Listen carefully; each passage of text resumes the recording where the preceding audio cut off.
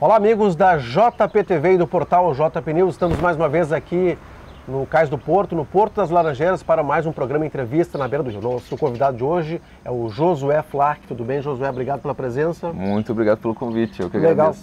Legal. O Josué fez sucesso agora nas redes sociais, também na internet, através do YouTube, num trabalho que ele fez de uma releitura de duas músicas, uma do Legião Urbana e uma do Ney Matogrosso. Uma releitura muito interessante, porque ele explicasse pra gente como é que foi esse trabalho, vai ser destaque também na edição do Jornal Progresso, isso, Josué.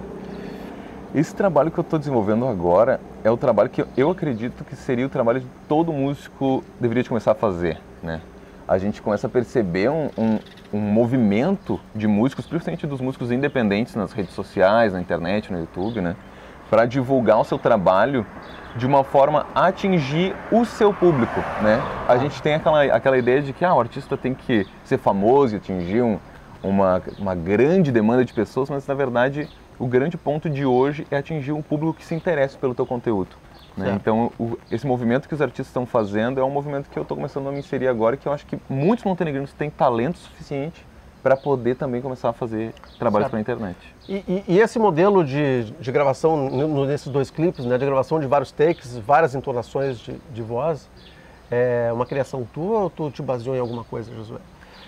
Quando eu tento fazer quando eu faço uma versão, porque tudo começa com a questão da produção da música, né? Então eu sento no meu piano, toco a música e começo a pensar como eu poderia fazer essa música ficar um pouco diferente. Né? Como eu poderia aproveitar, digamos, tanto em questões da poética da letra do artista, quanto em questões melódicas da música, para ela dar um pouco mais de drama, se necessário, um pouco mais, um conceito mais rebuscado em cima de toda a história dessa canção, né? E aí eu começo a compor um arranjo novo, depois parto para a parte de produção, gravação dessas trilhas, né? E depois começo a pensar nessa estética de vídeo, né? Hoje em dia a gente é inegável que a música e o vídeo eles estão interligados, né? A imagem e o som é uma coisa que a gente não dissocia mais. E eu venho dessa geração da MTV, né? Então eu sempre tive o maior acervo de músicas que eu tinha, assim, da minha geração, eram sempre vinculadas a vídeos. Claro. Então quando eu componho uma peça ou faço um novo arranjo para uma música, eu já fico pensando nessa história do vídeo também. Certo, como é que foi a escolha dessas duas músicas, uma do Legião e uma do Ney Matogrosso, né, que aparentemente não tem nada a ver uma com a outra, né, mas são dois expoentes da música brasileira? O Vira, eu escolhi o Vira para ser a primeira, né, porque é uma música que tem muitos anos já. Do tempo dos Secos e Molhados já, né? Do tempo dos Secos e Molhados, foi gravada por eles. E ela é muito conhecida, só que ao mesmo tempo que ela também é muito conhecida, ninguém conseguiu fazer uma versão que emplacasse dessa música, além da cantada pelo Ney Matogrosso, né? E o objetivo... que aliás não é é um grande cantor, mas não é um cantor de grande apelo popular, né? E isso, ele é um cantor muito mais conceitual, né? Ele tem uma outra estética, tanto sonora quanto visual, né? E aí eu optei por essa música, na verdade, porque ela ser muito conhecida, mas mesmo as gerações novas conhecem a música, só que não tem essa referência vocal do Ney tão clara. Então eu pensei, bom, se eu cantar essa música usando um novo arranjo, as pessoas vão estranhar, os que conhecem muito bem os Secos e Molhados, mas os demais vão pensar que é só uma nova versão da música, né? Então eu optei por essa ser a primeira. E a do Legião, na verdade, é uma música que eu gosto bastante, mas eu sempre senti na Legião Urbana uma falta, assim, alguns sons, principalmente os mais populares deles, porque o lado B da Legião Urbana é um pouco mais rock pesado, assim, né? Mas em questões das músicas mais populares da Legião, eu sempre senti um pouco de falta, assim, de mais efeitos, um pouco mais de expressão instrumental na música deles, né? E aí eu aproveitei para fazer essa versão também com outro formato, né? Já que na do Vira eu uso elementos do cotidiano para fazer os sons, né? E na do Legião eu já uso tudo praticamente instrumentos sintetizados, tudo dentro do computador, né? Enquanto só a voz seria então um instrumento real, né? Então eu usei dois expoentes, tanto de musicais, quanto também em sentidos de produção para fazer. Legal. José, como é que surgiu essa tua paixão pela música?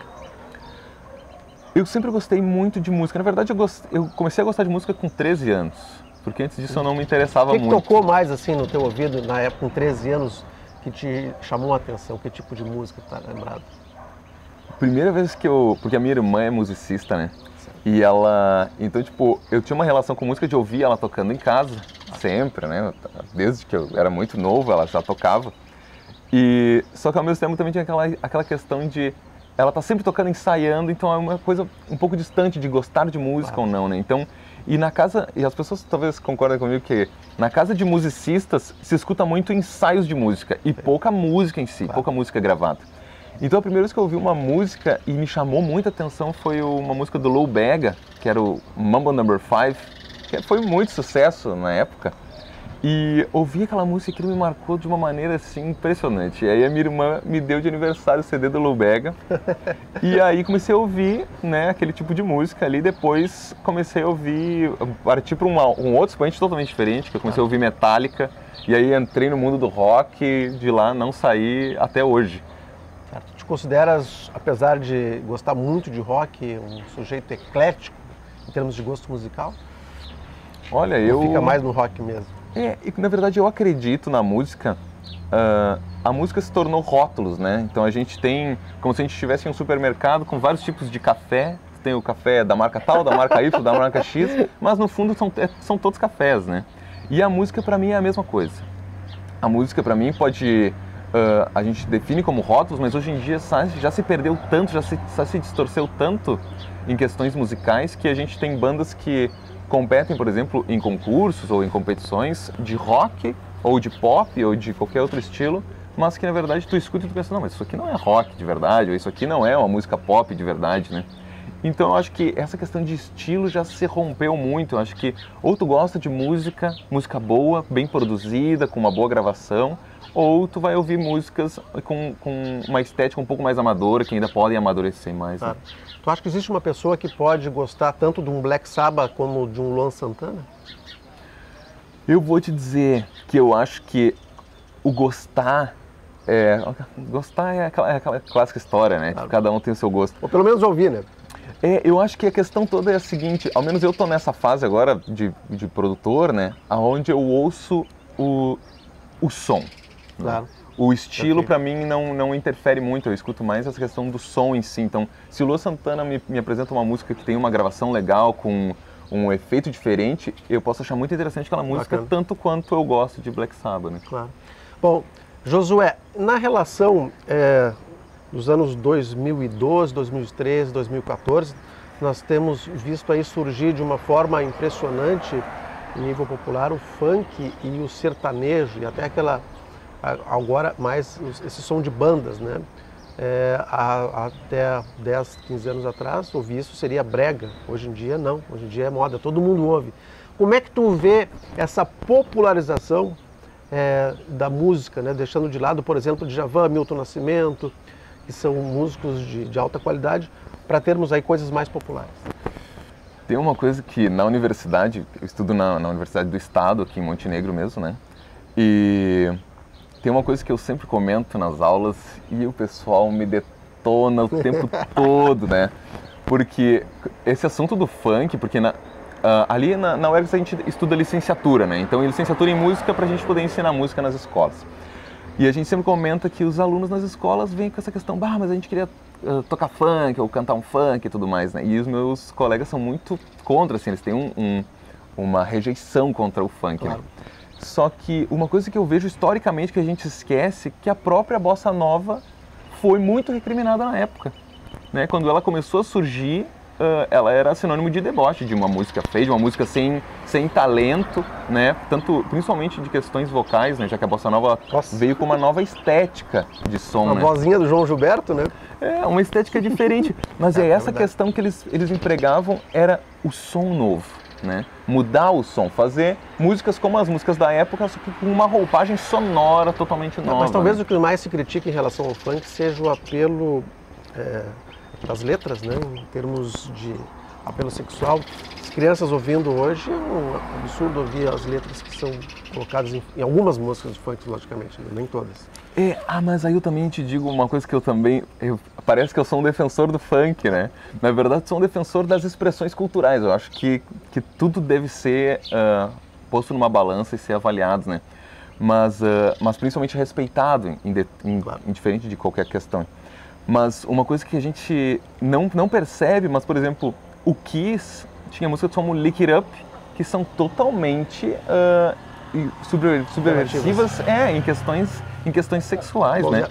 Então, o rock já trazia isso há muito tempo. Só que o que aconteceu? É uma coisa que eu sempre digo também. O rock, principalmente no Brasil, né, no mundo também, foi uma tendência mundial, né? Ele começou a falar muito de amor e pouco de sexo. E o funk se apropriou do sexo que o rock deixou de lado e começou a fazer mais sucesso. Certo. Bom, como é que tu vê hoje a fase do rock brasileiro? Já tivemos aí o auge nos anos 80, né? Hoje caiu um pouquinho, né? Mas como é que tu militas muito nessa área musical? Como é que tu vê hoje o rock dos anos 2000 no Brasil? Eu vou te dizer que o que acontece, na verdade, né? Nos anos 80, o regime musical que a gente tinha era totalmente dominado pelas gravadoras, né? Então, na verdade, a gente teve essa ascensão do rock nos anos 80 e ouviu o rock nos anos 80 porque as gravadoras queriam que nós escutássemos rock nos anos 80, né? E já essa vertente dos anos 2000 é um interesse que as gravadoras, a grande maioria, não tem mais, né? Tanto que o sertanejo e o próprio funk estão adquirindo espaço baseado em uma popularidade do público, mas o rock tem se mantido através de manifestações de bandas independentes, né? Claro. Então tem bandas, muitas delas começam a fazer sucesso na internet e acabam assinando com uma gravadora, né? Por levantar uma demanda de fãs, né? Nesse conteúdo virtual. Mas também tem bandas em regiões diferente das regiões centrais, onde nós tínhamos antigamente nos anos 80 São Paulo e Rio de Janeiro como sendo os grandes expoentes da música, né? E teve o seu movimento de Brasília também, né? Mas hoje em dia a gente tem um movimento muito forte de um rock excelente vindo de Goiânia, por exemplo, que é fabulosa a produção musical de rock que eles têm lá. E não chega a nível popular, né? Não chega a um nível popular, mas chega aos fãs dessas pessoas. Claro, com certeza. Que é o que, na verdade, o que acontecia nos anos 80. Por meios alternativos. Antigamente a gente tinha também os fãs de Legião Urbana, os fãs do Barão Vermelho e de várias bandas, mas também nós tínhamos essa demanda de poder alcançar uma demanda, digamos, uma grande popularização através de rádio, mídias como televisão, né? Mas hoje em dia as bandas independentes focam no seu público-alvo e chegando até ele está mais do que resolvido o seu problema de sucesso, né? Tá certo. Bom, estamos conversando com o Josué Flak aqui na entrevista na Beira do Rio. No próximo bloco nós vamos falar sobre outros assuntos. Esse cara aqui criou uma ópera rock, vamos falar sobre essa ópera rock. Isso tudo no segundo bloco do Entrevista na Beira do Rio. Voltamos já.